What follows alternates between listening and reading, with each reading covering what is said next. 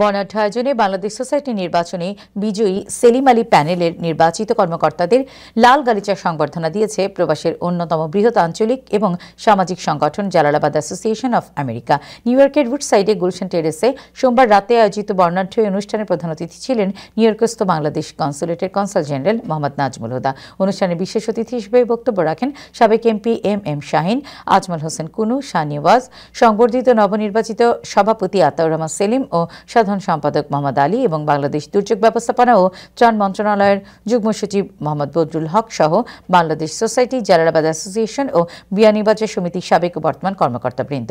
অনুষ্ঠান পরিচালনা করেন জালালাবাদ অ্যাসোসিয়েশনের ভারপ্রাপ্ত সাধারণ সম্পাদক রোকন হাকিম। মনোজ্ঞ সঙ্গীতানুষ্ঠানের আর নৈশভোজের মাধ্যমে অনুষ্ঠানটির সমাপ্তি ঘটে।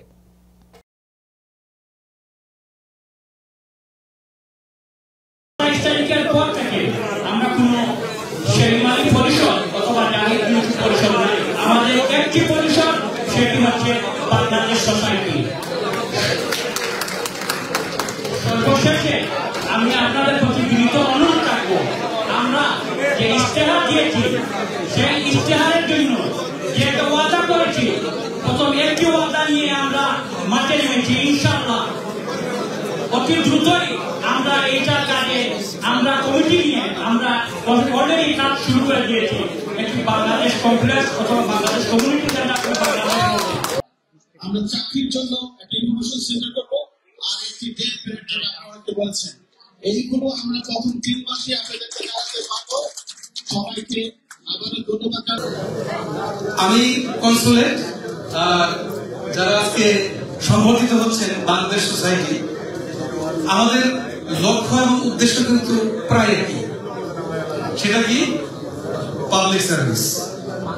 এখানে যারা আছেন আমাদের প্রবাসী বাংলাদেশি ভাই বোনরা, তাদের সেবায় আমরা উভয় গিয়েছি।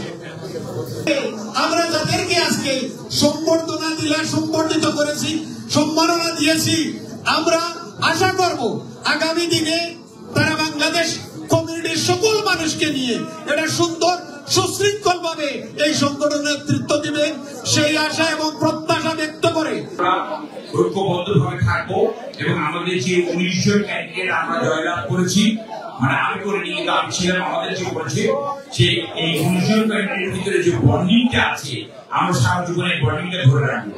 আজকে